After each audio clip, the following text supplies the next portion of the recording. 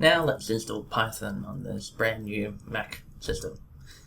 If you followed the previous videos and you open up the terminal, you'll find that installing the Xcode utilities did install some version of Python. So opening the terminal, typing Python 3, we can actually get access to a Python interpreter here.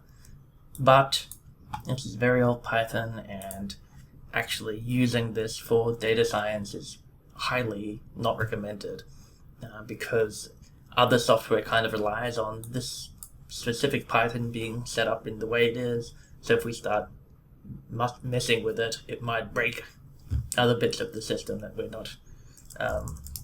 not expecting. So even though we might look like we have Python, in fact we should still install it properly. And the way I recommend is through Anaconda.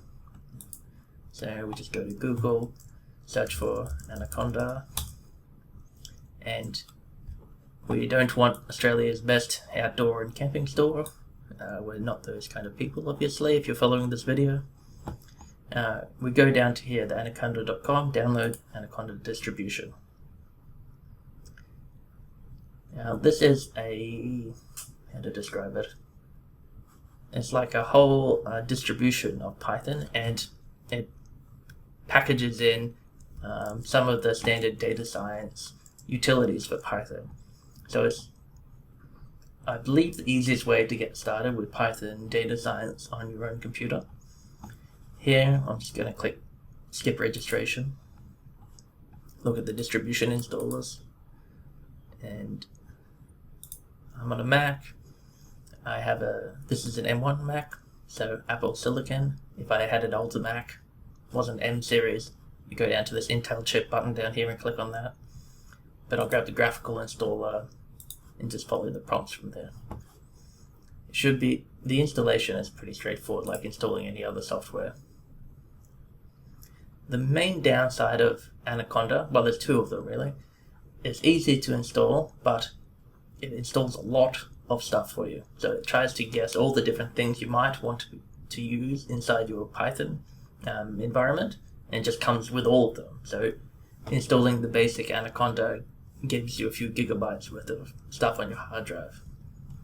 The second thing that's a bit pain of it is it's easy to install but a little difficult to uninstall. Okay, so opening up that download, I'll just click continue and allow through all this.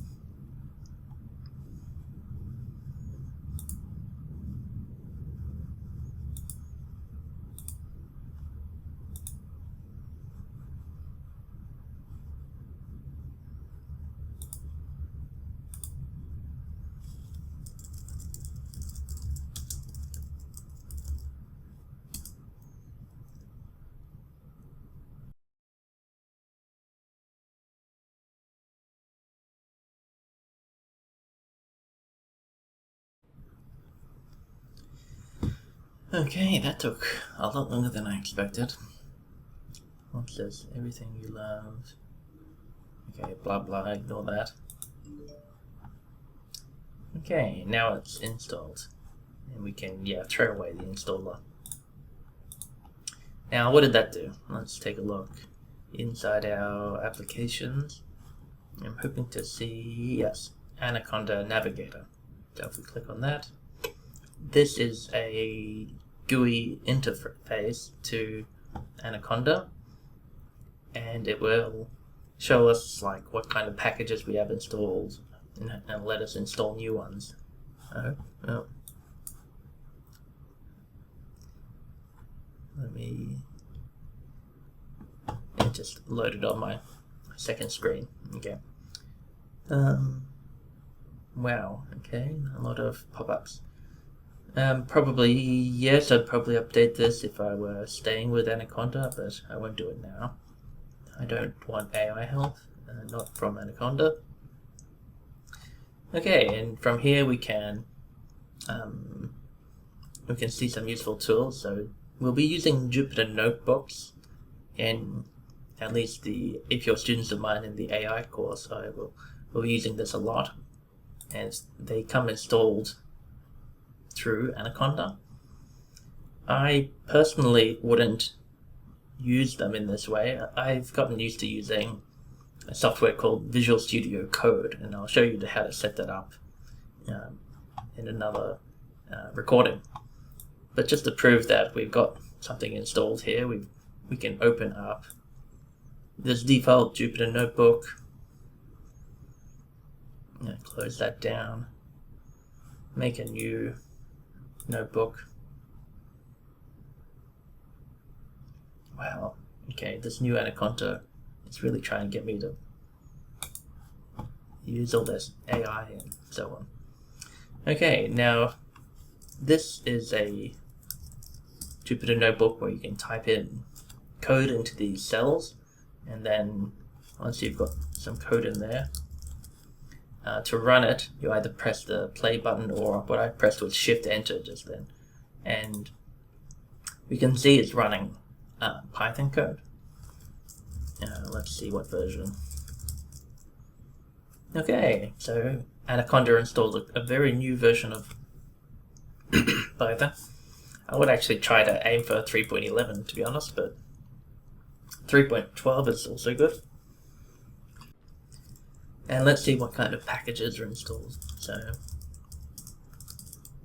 we've got NumPy, Pandas. I don't think it will install the neural network packages.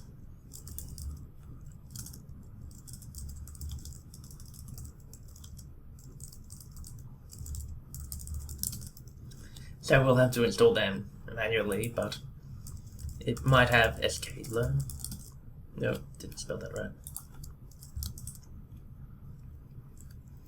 Okay, so it's got the standard package for machine learning in Python called scikit-learn, and I'm pretty sure it will have matplotlib as well, which is the standard way of making figures and graphics inside of Python.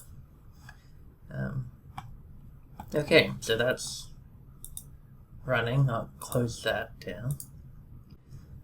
Now, if we look inside the Environments tab here, we can see for sort of the default Python that we get access to, called the base environment. We can see all the packages that were installed by default by Anaconda. So a lot of these are low-level stuff that you'll never need to know, but some of them, if you use Python for long enough, you'll recognize. But basically, there's a lot of them here, right? A lot of very useful packages, but we won't have everything. Right? So if we wanted to add, how does that work?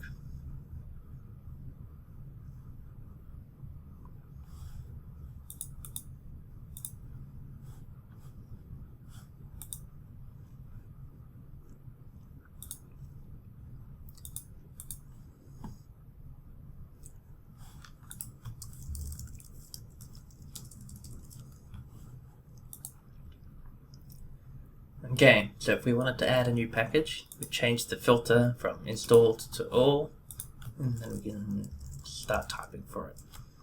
So Keras, for example, is what I use in my AI course. So if I click on that, it is marked for download. Maybe we'll throw in TensorFlow as well. And that's probably enough to get started. Hit apply, and it will try to figure out the best way to get a kind of new version of these packages, making sure that all its dependencies are in compatible versions as well. So this can be quite a slow process. Sometimes it's gotten faster in recent years.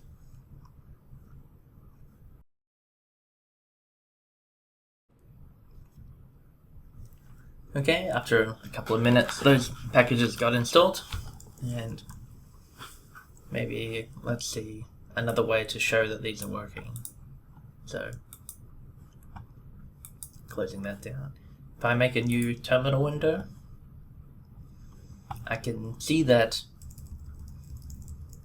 Anaconda is activated here because now I've got this base at the beginning of my username in the shell, and if I want it to be double sure, I can type which Python, which it'll tell me that if I in the future just run Python like that, it will actually be calling the one that's installed by Anaconda.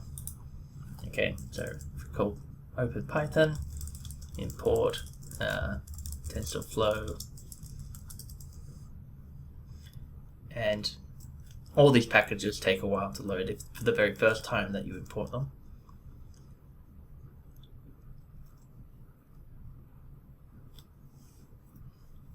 Okay, that took even longer than I expected. And Keras is loaded. So we've got new versions of the neural network packages, plus all those other ones that we looked at before, all the common data science packages for normal data processing and standard machine learning. Okay, I think that'll do for this video. We'll end it there. Thanks.